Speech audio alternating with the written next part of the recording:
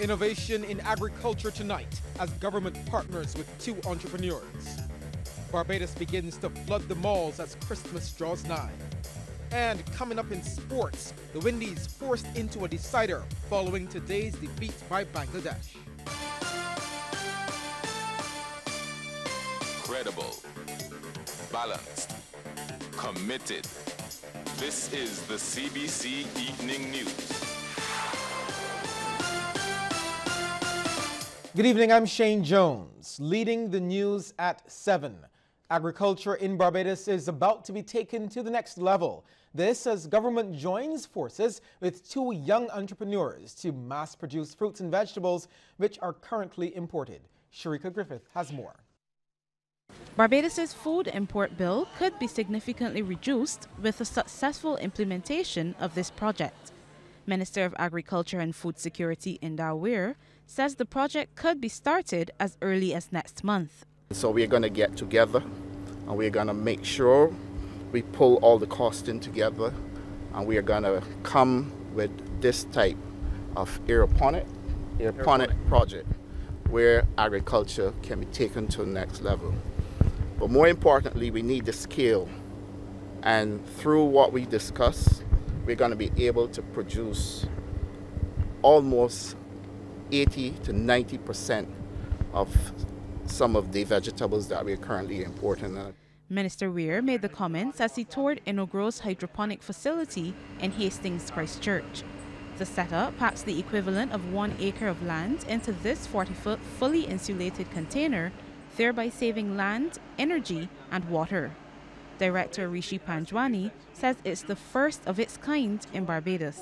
Our goal was basically to ensure Barbadians of food security. We wanted to basically know that having our food import bill, which is enormous, we wanted to cut that down, as well as educating the youth in Barbados here about agriculture, traditional agriculture. Agriculture is no longer outside hot sun and breaking your back. It's now become labor efficient and it's easy. So we wanted to inform everyone and the youth to renovate the industry and get back into agriculture, because this is where Barbados was born. At present, Innogro supplies lettuce, edible flowers and herbs to local hotels and restaurants. However, from next year, the company is hoping to satisfy demand for tomatoes, lettuce and broccoli island-wide. Sharika Griffith, CBC News. With 5 days to go before Christmas, while Bajans are flooding the malls with their Christmas shopping, they aren't quite into overdrive as yet. Before we feature Bridgetown a little closer to the 25th, we checked out Sky Mall and Sheraton Mall. Well, we're into the thick of the Christmas season, and with just a few days to go before that big day, we've been getting some mixed reviews from two of the more popular malls outside of Bridgetown. The car park at Sky Mall was filled to capacity as Barbadians tick off their Christmas lists. The mall was full of Christmas decorations, stars, dancing Santas, Christmas trees, and so much more. And would you believe our luck? We ran into one of our reporters utilizing his lunch break to get some shopping done. Ryan Broom. You've been doing some Christmas shopping and birthday shopping, I understand. What have you been seeing in the prices? Prices, you have to go around. You definitely have to go around. I think I heard one of the ministers say that too. You definitely have to sometimes drive from St. Philip to St. Lucie to find the best prices, because there are good prices out there, but there's some that are also a little crazy. So you just have to know where to look. That's the truth. Deanna Dash had a healthy crowd. They are one of the favorites when getting Christmas gifts for the little ones. Operations manager Kevin Nascimento says the season has been up and down so far. We've seen some slow progress in the initial couple of weeks so far. From yesterday, we noticed a marked increase in traffic in the afternoons at both locations. So we're being hopeful that the next coming days just before Christmas would be a bigger rush.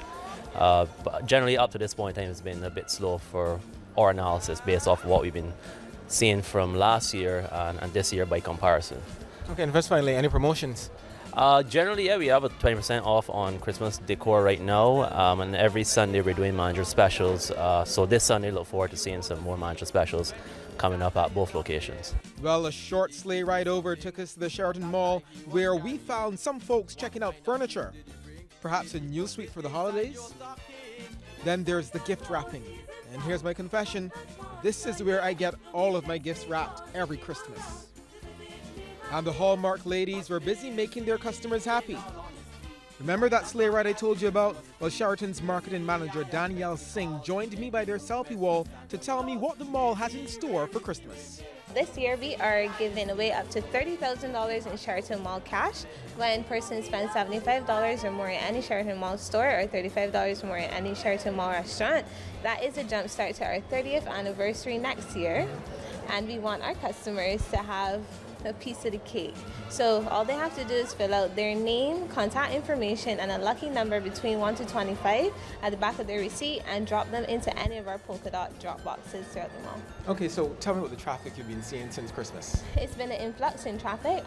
We still are yet to go around with our tenants to ensure that sales are reflecting the traffic, but we have been catering a lot to just create like a very Christmassy atmosphere at the mall through our decorations. Our theme is full red and white. We had Santa in the mall. He's actually in the mall up until the 23rd from 2 p.m. to 6 p.m. with his goodie bag for kids. So, loads of deals and options. Just a few days more. Get cracking. Barbados has been adjusting its immigration laws to make travel easier and more safe. Minister of Information Senator Lucille Moe spoke about the benefits of some of the changes in the Senate last evening. Senator Moe says the legislative changes will help to standardize a lot of what Barbados is doing with regards to immigration. Once these entities are used and used in a constructive and cohesive manner, it then allows for your travel to be a lot less complicated. It becomes seamless. And that's what we would like for all the visitors coming to Barbados. For them to come here, have a pleasurable experience when they arrive, simply because the information is given ahead of time. So we know what to do and what not to do long before they set foot on the shores of Barbados. And concurrently for us when we travel as well. The Sanitation Service Authority has a strategy in place for the cleanup of every parish, particularly during the Christmas season. The disclosure from Chairman Rudy Grant during debate in the Upper House last evening. Of the 15 trucks that the Sanitation Service Authority has, and with another 5 trucks continually roving, so as to ensure that we properly facilitate the cleanup in Barbados. Speaking during the debate on the immigration bill, Mr. Grant also warned about allowing the crime situation in Barbados to escalate. I'm happy to report that certainly at the Barbados Hotel and Tourism Association, we've had some collaboration with the Royal Barbados Police Force. We've had collaboration with other entities as well to ensure that we keep the environment in a certain condition that it minimizes those who have a tendency to engage in criminal aspects. Police are investigating the unnatural death of a 22-year-old man. Lawmen responded to a report of an unresponsive male at Reservoir Road, Lodge Hill, St. Michael about 7:25 on Wednesday night. On arrival, they discovered the body of 22-year-old Frederick Mulligan slumped over in an SUV of Bootsbury Court, Polo Ridge, Holders Hill. It showed no signs of violence. Foul play is not suspected. 2 people are assisting police with investigations into the discovery of a number of weapons, including 2 firearms, during a police operation early on Sunday morning. The operation targeted a fete attended by more than 300 people at A&A Wholesale and Cheapside Road, St. Michael. Police say patrons broke down the temporary fencing in an attempt to escape lawmen. A search of the venue and its immediate environs revealed one 9mm Smith & Wesson firearm with 14 rounds of ammunition, a .45 Colt with 8 rounds of ammunition, 20 pairs of scissors, 1 bolt cutter, and a small quantity of cannabis. The Department of Commerce and Consumer Affairs is working with local manufacturers to ensure they properly label their products. Commerce Minister Dwight Sutherland says it's not a major problem at this time. However, using the example of local juice makers, he says failure to list ingredients could prove harmful to a consumer. It was a serious health problem if someone consumes a product that there should not be some item within it that say for instance somebody allergic to nuts, and you produce some fruit juice that is manufactured with nuts in them, that's a problem. So even though they're locally manufactured goods, and we want to, improve commerce and indeed motivate vendors to produce these goods, they have to be properly labeled. Minister Sutherland also praised the department's swift handling of last week's recall of Del Monte Fiesta corn. He says the department has his full support to enforce its policy of restricting the entry of imported items which are not properly labeled. Up to yesterday, we had some stuff coming in to the airport. I don't want to give too much details. And indeed, I received a call. But I said, I believe in standards. I believe in allowing the ministry, the Department of Commerce and Consumer Affairs to do their job. I am not going to call any customs officer to ask them to release any goods in this country that are not properly labeled. And I want to give kudos to the Department of Commerce and Consumer Affairs for being vigilant and being proactive. Opposition Senator Caswell Franklin says government is treating public sector workers less favorably than those in the private sector. He says the recent retrenchment exercise has shown that people are perhaps better off working in the private sector given the benefits, especially if they are laid off. Senator Franklin says he would not advise anyone to seek a government job. At the time, he was debating the Severance and Unemployment Contributions Validation Bill 2018.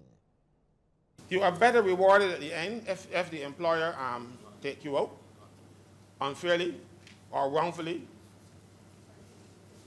because we have the Severance Payments Act, we have legislation dealing with unfair dismissal, and we have the Employment Rights Act that benefit people in the private sector. And I can assure you, under the Employment Rights Act, an employer has to be very careful, because almost anything now, if he slips up, if he breaches the legislation, it becomes unfair dismissal. It is more difficult to prove wrongful dismissal. So I don't advise my people to go to Marshall's Court anymore. I always tell them head to the tribunal. Protecting Barbados' good name as a reputable jurisdiction is paramount. This is according to Government Senator and Deputy President of the Senate, Senator Rudolph Greenidge. He has credited the central bank with the mechanisms they have in place to weed out any scammers who may want to penetrate the local market.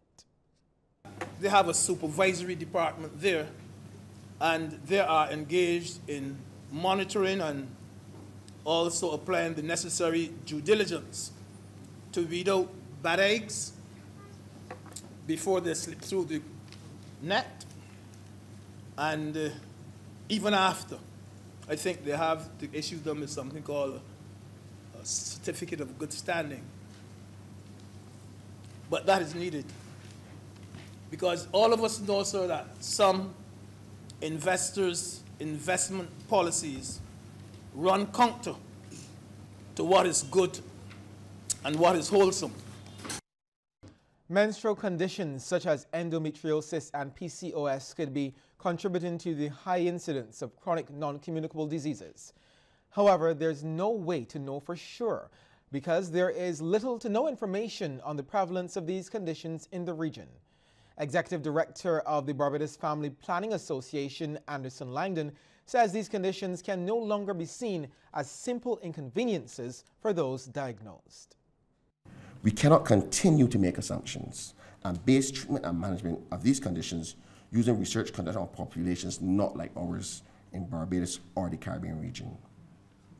Therefore, it is critical to the health of our women and our nation to bring more awareness to these conditions and initiate our own research to better address their needs and engage in action that promotes the development of an approach that positively influences all stakeholders. Well, Mr. Langdon was speaking at the launch of a book produced by the Barbados Association of Endometriosis and PCOS. The book, entitled Invisible But Not Imaginary, seeks to highlight illnesses women face but often aren't recognized or talked about. Although Barbados did not come out on top in the recent Miss Universe pageant in Thailand, the country was able to gain invaluable exposure. This is the assessment of Director of Media Relations for Crown Events, Gaynell Marshall.